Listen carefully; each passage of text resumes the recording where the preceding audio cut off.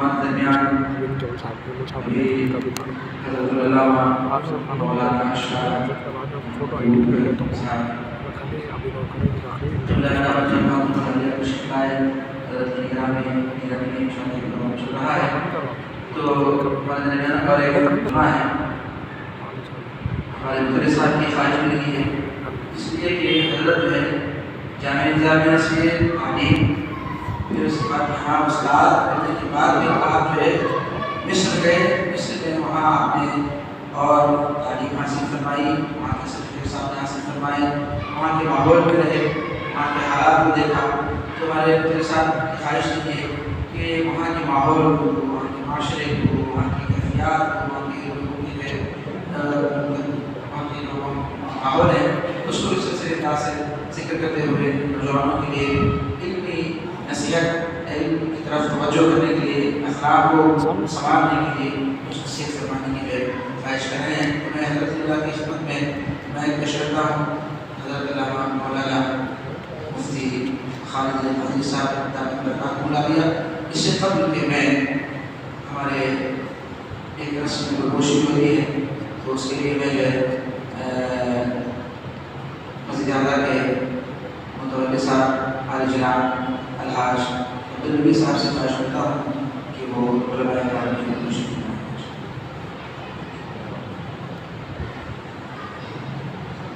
سب سے پہلے حضرت علامہ مولانا اشرف محمد ابو بکر اشرف صاحب دامت برکاتہ العالیہ حضرت کی گوشی۔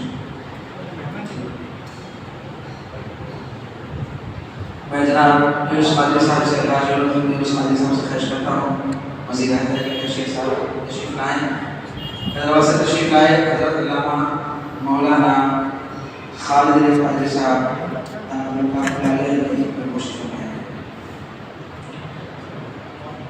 اسی طرح میں شفیع صاحب کو میں آواز دیتا ہوں کہ شفیع صاحب آئیں۔ ہمارے مہمان حضرت علامہ مولانا مفتی سید ابراہیم صاحب دامت برکاتہ العالیہ کی گلگوشی کریں۔ تو اعلان محترم میں حضرت کی خدمت میں پیش کرتا ہوں، آپ اپنے مخصوص انداز میں مصر کی وہ تعلیمی ایام کے وہ ماحول کو، مصر کے حالات کو، اور بھی اس کے ساتھ ساتھ وہاں کے تعلیمی جستجو، وہاں کے ماحول اور ہمارے بچوں کے لیے خاص طور پر اخلاقی علمی اپنے طرح سے نصیحت فرمانے کی میں حضرت کی خدمت میں پیش کرتا ہوں۔ حضرت کا استقبال نعرہ تکبیر سے کرتے ہیں، نعرہ تکبیر، نعرہ تکبیر، نعرہ رسالت، علماء نظامیہ، علماء نظامیہ۔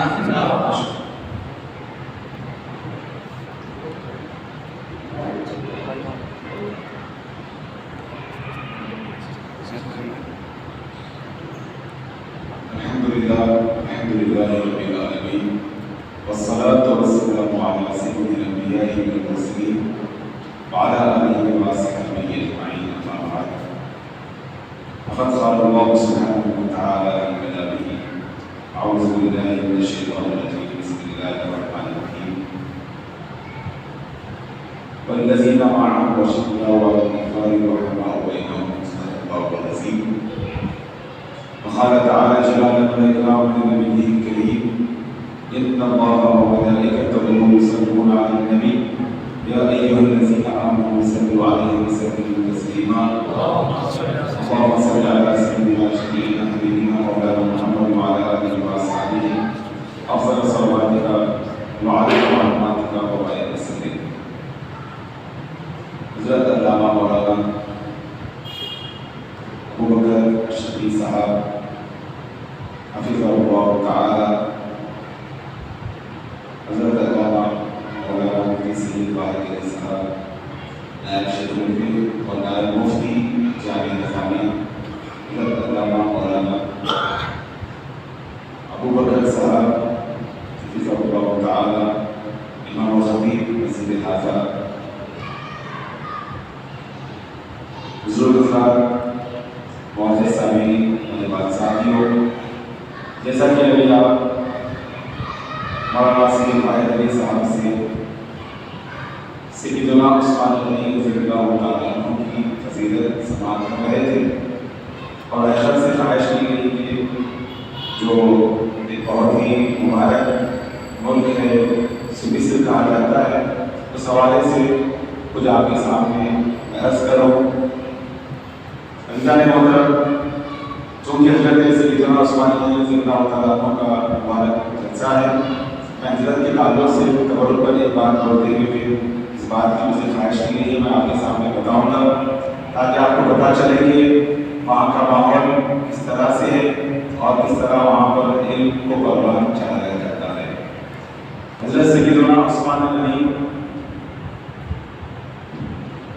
رضی اللہ تعالیٰ عنہ آپ کے بے شمار فضائل ہیں۔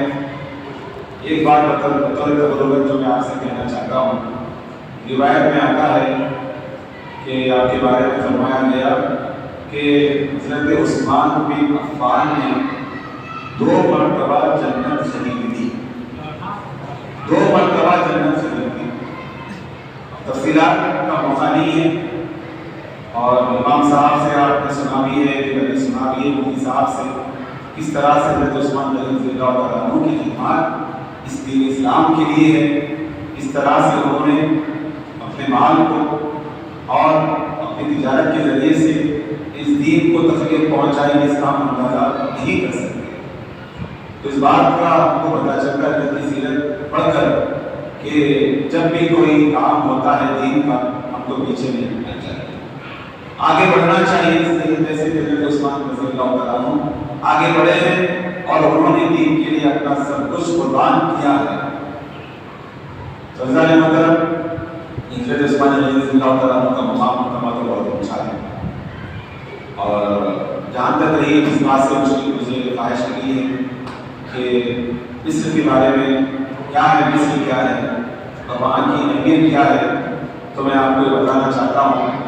اگر ہم ایک جملے میں اگر مصر کی تاریخ سننا چاہتے ہیں تو بس ایک جملہ وہ یہ ہے کہ مصر کیا ہے؟ قرآن کا ملک ہے۔ مصر قرآن کا ملک ہے، اسے دولت القرآن کہا جاتا ہے۔ قرآن کریم، قرآن شریف ہے، قرآن کا ملک ہے مصر۔ کیوں ہے ایسا؟ اللہ تعالیٰ نے وہاں پر وہ بات رکھی ہے، ہر مصری کی زبان پر قرآن کریم ہوتا ہے، ہر مصری کی زبان پر۔ اتنا قرآن پڑھا جاتا ہے، اتنا قرآن سنا جاتا ہے۔ آپ نے بھی سنا ہے کہ مصر کے قاری بہت مشہور ہوتے ہیں، اور آپ کے پاس جو قاری صاحب موجود ہیں، امام صاحب موجود ہیں، ان کا تعلق بھی ایک واسطے سے مصر کے بڑے قاری صاحب سے۔ ہمارے استاد محترم حضرت مصباح الخرم مولانا عبداللہ قریشی علی صاحب، جو جامعہ نظامیہ کے بھی فارغ تھے، جامعہ ازہر کے بھی فارغ تھے، اور جامعہ نظامیہ کے نائب شکل جامعہ تھے، ان کے پاس آپ کے امام صاحب جو بڑے قاری ہیں، آپ نے سیرت بھی پڑھی ہے اور علوم اسلامیہ بھی پڑھا ہے۔ تو آپ کی سیرت دیکھ کر ہم اندازہ کر سکتے ہیں کہ آپ کے استاد محترم کیسے تھے اور مصر والے سیرت کیسے پڑھتے ہیں۔ اور نہ صرف آپ کے استاد بلکہ ہم سب کے بھی استاد ہیں۔ میں بطور خاص اس لیے کہہ رہا ہوں میں کیونکہ آپ کے امام صاحب ہیں جو سیرت پڑھتے ہیں آپ کے سامنے، تاکہ آپ کو اندازہ ہو کہ مصر والوں کی جو خاص کیفیت کیا ہے، قرآن شریف پڑھنے کا جو ان کا انداز ہے، قرآن سے جو ان کی محبت ہے۔ میں آپ کو بتانا چاہتا ہوں، ایک مرتبہ قریب 9 سال پہلے کی بات ہے، رمضان کے موقع پہ جب میں مصر میں تھا تو وہاں کے جامعہ ازہر کے جو امیر جامعہ ہیں حضرت علامہ ڈاکٹر بدرود صاحب، بڑے عالم دین ہیں، جامعہ ازہر کے امیر رہے، انہوں نے جو ہے مجھے دعوت افطار میں مدعو کیا ان کے اپنے گاؤں میں، شاید سے 1.5 گھنٹے کے فاصلے پہ ان کا گاؤں آتا ہے۔ تو میں آپ کو بتانا چاہتا ہوں کہ جب ہم ان کے گاؤں پہنچے اور گھر پہنچے، اس کے بعد عصر کا وقت تھا، عصر کی نماز پڑھے، مسجد کے بازو ہی مسجد اور سارا آس پاس کا جو حصہ ہے ان کا ہی گھر ہے۔ تو جب نماز پڑھ کے ہم آ کے ایسا چمن میں بیٹھے تو میں آپ کو بتا رہا ہوں کہ وہاں مصر میں کیا ہوتا ہے۔ ایک 2-4 منٹ کی بات ہماری ہو رہی تھی کہ مسجد کے مائک سے قرأت کا آغاز ہوا، مسجد کے مائک سے قرأت کا آغاز ہوا، تو وہ قرأت جب شروع ہوئی تو قرأت چلتی گئی ہم سے ملنے کے لیے، اور ڈاکٹر صاحب کے جو بہت مہمان بھی تھے وہ سارے جمع ہو گئے، سب لوگ بالکل خاموشی کے ساتھ قرآن شریف سن رہے ہیں۔ عصر کے بعد سے لے کے افطار کے وقت تک وہ جو ہے مائک میں خیرت نشر کی جا رہی ہے، خیرت چل رہی ہے. جیسے افطار کا وقت ہوا، خیرت ختم ہوئی، پھر افطار ہم نے کیا. تو مصر کے اندر کیا بات ہے کہ بڑی مسجدوں میں رمضان کے موقع پہ عصر کے بعد خیرت کے پروگرام ہوتے ہیں، خیرت پڑھی جاتی ہے. اور اس کے علاوہ چھوٹی مسجدوں میں کیا کرتے ہیں کہ ریڈیو پہ خیرت کو نشر کیا جاتا ہے اور وہ جو ہے مائک میں مسجدوں میں لگا دیا جاتا ہے تاکہ سارے محلوں میں وہ خیرت کلام پاک سنائی دے. تو یہ مصر کے اندر ماحول ہے کہ ہر آدمی وہاں پر قرآن سننا چاہتا ہے، قرآن پڑھنا چاہتا ہے. دیکھیے بالکل افطار سے پہلے کا وقت ہے، لوگ بے چین ہو جاتے ہیں، افطار کا ٹائم ہے، یہ ہے، ایسا ہے، ویسا ہے. میں نے دیکھا اس محفل میں اتنے لوگ بیٹھے ہوئے تھے، سب کے سب بالکل اطمینان کے ساتھ، پوری توجہ کے ساتھ قرآن شریف کی تلاوت سن رہے تھے، قرآن شریف کی تلاوت سن رہے تھے. تو مصر والے دنیا بھر کے جتنے لوگ ہیں مسلمان ہیں سب قرآن سے محبت کرتے ہیں، اس میں کوئی شک نہیں. لیکن مصر والوں کی جو ہے کیفیت تھوڑا جدا ہے اور وہ تمام لوگوں کے لیے ایک نمونہ بھی ہے کہ قرآن کی محبت، قرآن کا پڑھنا، قرآن کا سننا جو ہے ان کے پاس ایک الگ کیفیت رکھتا ہے. میں آپ کو بتاؤں کہ قرآن کریم کے وہاں پڑھنے والے اتنے زیادہ ملیں گے. ویسے بھی جو ہے آپ کے جو مولانا مبارک صاحب ہیں یہاں بچوں کو خدمت بھی پڑھاتے ہیں، حافظ قرآن بھی پڑھا رہے ہیں، حفظ بھی کروا رہے ہیں اور کئی طلباء کو انہوں نے جامعہ کے امتحانات میں شریک بھی کروایا ہے. الحمدللہ خدمت کا سلسلہ جاری ہے. لیکن جو اس سے خواہش کی گئی ہے کہ تاکہ مصر کے بارے میں بولے تو مصر کے اندر بس قرآن شریف کا پڑھنا بہت زیادہ ہے، سننا بہت زیادہ ہے. بڑے سے بڑے جو خلا ہیں وہ تقریباً مصر کے ہوتے ہیں. ایک بڑے قاری صاحب ہیں، دیکھیے ان کا نام مشہور ہے، قاری عبدالباسط صاحب. قاری عبدالباسط عبدالصمد جو کہ بہت مشہور قاری گزرے ہیں. دنیا بھر میں ان کی خدمت کے پہلے کیسے سوتے تھے، آپ کی خدمت ان کی ہر جگہ میں سنائی دیتی ہے. ان کے بارے میں جو ہے ایک بات آتی ہے، قدیم زمانے کی بات ہے، قریب 50-60 سال پہلے کا واقعہ میں نے پڑھا ہے کہ اس زمانے میں جو مصر کا صدر تھا وہ صدر سے ملک کے صدر نے خواہش کی کہ جب آپ ہمارے پاس آئیں تو آپ کے پاس سب سے زیادہ جو نادر چیز ہے، سب سے انوکھی جو چیز ہے یا پھر جو اینٹی چیز بولتے ہیں اگر ہے تو وہ لے کر آئیں. جب بھی آپ ہمارے پاس آئیں گے تو آپ کے پاس سب سے زیادہ جو نادر چیز ہے جو کہیں نہیں ملتی وہ لے کر آئیں. تو جو ہے کیا ہوا، جب وہ دورہ ہونے والا تھا اس دورے سے پہلے صدر نے قاری عبدالباسط صاحب سے کہا کہ میں فلاں ملک کو دورے کے لیے جا رہا ہوں کہ آپ میرے ساتھ چلیے، آپ کو ساتھ میں چلنا ہے. تو قاری عبدالباسط صاحب وہ دورے میں گئے. دورہ چلتا رہا، ابھی کچھ ہوا نہیں. اب دورہ ختم ہونے سے پہلے ایک بہت بڑے کانفرنس ہال میں ایک جلسہ رکھا گیا، کانفرنس رکھی گئی. اس کے اندر وہ صدر نے کہا کہ اس ملک کے صدر سے کہا آپ نے مجھ سے خواہش کی تھی کہ آپ کے پاس جو سب سے نادر ہو، کوئی اگر چیز ہو تو لے کر آئیں، میں آپ کو جو ہے وہ نادر چیز سنانے والا ہوں. تو وہ پروگرام رکھا گیا. وہ پروگرام کے اندر سارے لوگ جمع ہوئے اور ایسے لوگ جمع ہوئے، زیادہ تر وہ لوگ تھے جو عربی زبان سے واقف تھے، جن کو عربی آتی ہی نہیں تھی. وہ سب جلسے میں بیٹھ گئے، کانفرنس ہال میں سب بیٹھ گئے. جلسے کا آغاز ہوا، پروگرام کا آغاز ہوا اور پھر پروگرام کے آغاز ہونے کے بعد قاری عبدالباسط صاحب کو خیرت پڑھنے کے لیے مدعو کیا گیا. خیرت پڑھنے کے لیے مدعو کیا گیا. انہوں نے جب خیرت کا آغاز کیا، اتنے لوگ تھے، بڑی تعداد میں لوگ تھے، ایک سے ایک تعلیم یافتہ وہاں پر موجود تھا، ایک سے ایک دانشور وہاں پر موجود تھا. ہر قسم کے لوگ وہاں پر جو تعلیم سے جن کا تعلق ہے، مختلف شعبہ سے جن کا تعلق ہے، وہاں پر بیٹھے ہوئے تھے. قاری عبدالباسط صاحب کی خیرت سن رہے تھے اور ان کے آنکھوں سے آنسو جاری تھے، آنکھوں سے آنسو جاری تھے.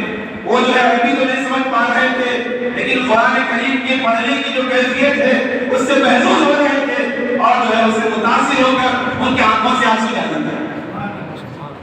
تو عزیزان گرامی، یہ قرآن کریم کی کیفیت یہ ہوتی ہے کہ جو آدمی قرآن کو نہیں سمجھتا ہے وہ بھی اگر سنتا ہے اس کا دل بھی متاثر یقیناً ہو جاتا ہے.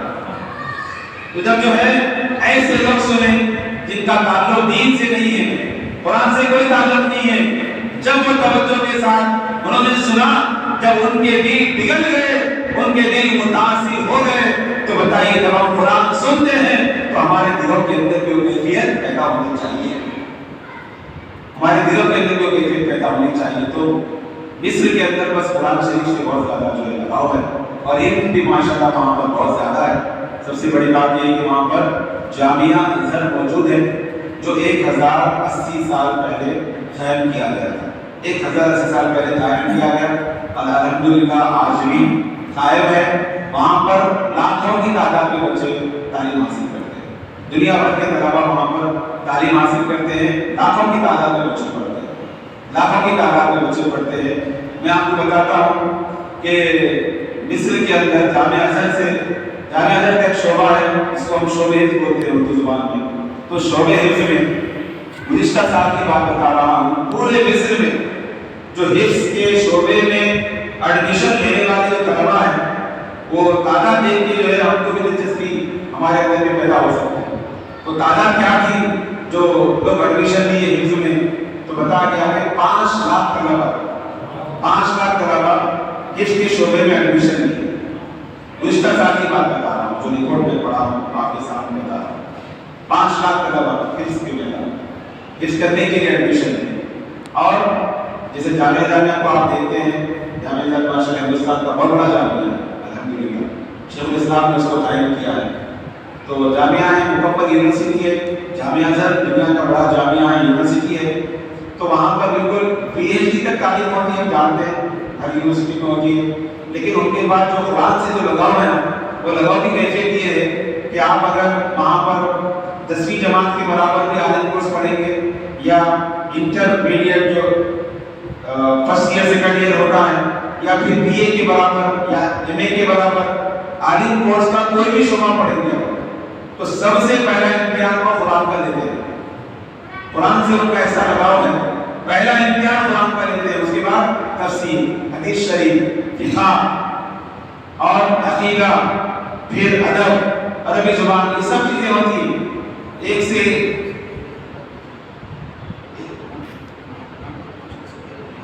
جی جی ہاں۔ تو یہ اتنی محبت ہے قرآن کریم کے ساتھ میں۔ یونیورسٹی کے اندر بھی پہلا پرچہ، پہلا پیپر اس کا ہوتا ہے، قرآن شریف کا ہوتا ہے، اور امتحان بھی پہلا قرآن شریف کا ہوتا ہے۔ تو بہرحال ہر طرح قرآن شریف ہے۔ اور اگر وہاں سے کوئی فارغ ہوتا ہے عرب بچہ، آج کے وقت میں اگر کوئی عرب فارغ ہوتا ہے تو پھر وہ حافظ قرآن بھی ضرور ہوگا، بغیر حافظ قرآن وہاں پر عالم بن نہیں سکتا۔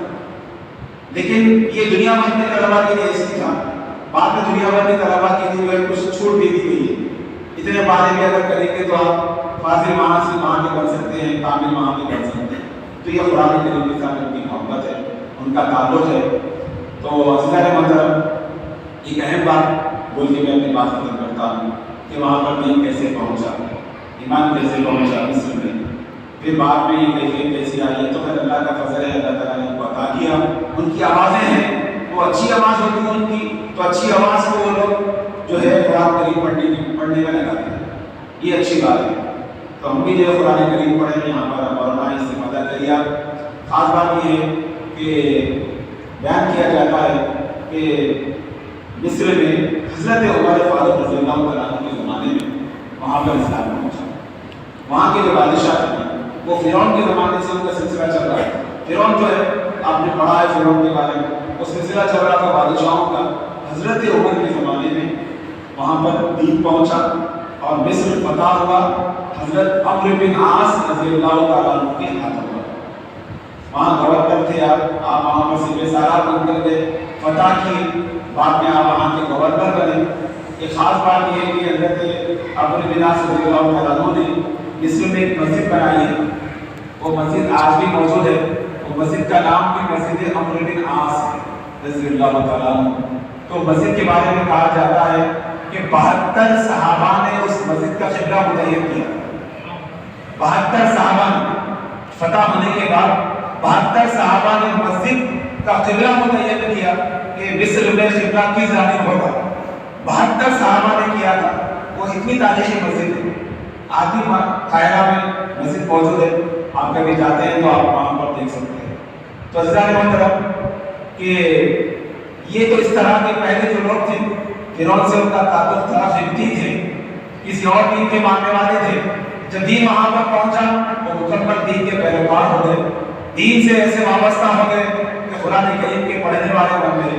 جب حضرت عمرو بن عاص نے فتح کیا تو جامع حضرت شریف میں ایک بہت بڑی پہاڑی ہے، ایک تاریخی بات ہے، میں آپ کو بتاتا ہوں، ایک بہت بڑی پہاڑی ہے، اس کو مقدم کہا جاتا ہے، مقدم اس کا نام ہے، کیونکہ آپ خاص طور پہ دلچسپی کے ساتھ آپ نے کہا تو میں یہ بات بھی میں اپنی گفتگو میں ایڈ کر رہا ہوں کہ جب وہ مصر فتح ہونے کے بعد حضرت عمرو بن عاص وہ وہاں کا جو بادشاہ تھا جو مصر ہار گیا، وہ بادشاہ کے ساتھ آپ کا گزر ہو رہا تھا وہ پہاڑی کے پاس سے، آپ نے کہا یہ جو پہاڑی ہے یہ بالکل بنجر ہے، مطلب اتنا بڑا اس کا ایریا ہے اس پہاڑ کا، اس پہ کوئی گھاس نہیں ہے یا کوئی پودا نہیں ہے، کیا ہے یہ؟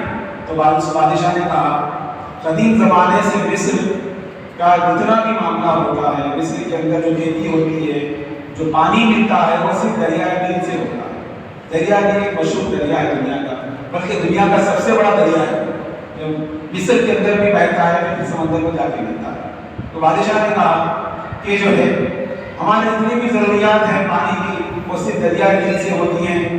یہ گفتگو ہوئی، گفتگو ہونے کے بعد اس نے کہا یہ آپ مصر جیت چکے ہیں تو مصر لے لیجیے آپ، لیکن ہماری خواہش یہ ہے جو پہاڑی نظر آ رہی ہے، یہ میں واقعہ جو بتا رہا ہوں اس کے پیچھے خاص بات ہے اسی لیے سنا رہا ہوں میں آپ کو، جو پہاڑی جو نظر آ رہی ہے یہ مصر تو لے لو لیکن یہ پہاڑی ہم کو دے دو۔ وہ بادشاہ نے کہا مصر پورا لے لو لیکن جو پہاڑ نظر آ رہی ہے ہم کو دے دو۔ تو حضرت عمرو بن عاص رضی اللہ تعالیٰ عنہ اس وقت میں امیر المومنین حضرت عمر فاروق رضی اللہ تعالیٰ عنہ کو خط لکھتے ہیں اور فوری بھجواتے ہیں کہ بادشاہ یہ کہہ رہا ہے کہ جو ہے یہ پہاڑی ان کو دینا ہے، کسی چھوڑ دیتے ہو۔ تو جیسے وقت حضرت عمر رضی اللہ تعالیٰ عنہ کے پاس پہنچتا ہے کہ حضرت عمر رضی اللہ تعالیٰ عنہ جواب لکھتے ہیں پہلے مقدم پہاڑ کو بعد میں مصر لو، پہلے پہاڑ کو حاصل کرو بعد میں مصر کو حاصل کرو، تاریخ ہے۔ تو جب یہ خط پہنچا حضرت عمرو بن عاص نے خط پڑھا اور اس بادشاہ کو سنایا ہمارے امیر المومنین کا یہ فرمان ہے کہ پہلے یہ ہوگا بعد میں مصر ہوگا۔ تو اس کے بعد یہ گفتگو ہوئی تو آپ پوچھتے ہیں کہ آپ نے یہ خواہش کیوں کی کہ پہاڑی آپ کو چاہیے، یہ مقدم آپ کو چاہیے، کیوں خواہش کی؟ تو اس بادشاہ نے کہا ہم نے ہماری اپنی کتابوں میں پڑھا ہے، سنا ہے، پڑھا ہے کہ اس پہاڑی کے دامن سے کل قیامت کا جب دن ہوگا تو یہاں سے جب لوگ اٹھیں گے تو یہاں ایسے لوگ اٹھیں گے جو اللہ کے مقرب بندے ہوں گے۔ میں نے سوچا کہ پہاڑی حاصل کروں، اللہ کے مقرب بندے اس پہاڑی کے دامن سے اٹھنے والے ہیں قیامت کے دن، اس لیے میں نے جو خواہش ظاہر کی۔